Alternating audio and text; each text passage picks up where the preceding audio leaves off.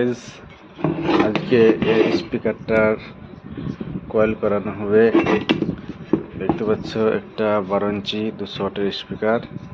এটা কয়েল, এটা হচ্ছে কয়েল, এটা হচ্ছে স্পাইডার, এটা কয়েল।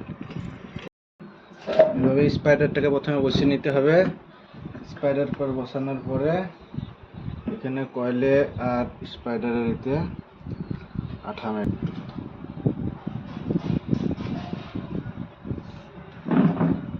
তবে আঠাটাকে মারতে হবে প্রথমে।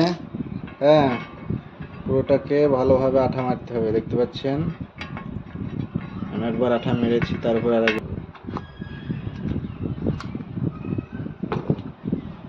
সুন্দরভাবে পেপারটাকে ভালোভাবে বসিয়ে দিতে হবে।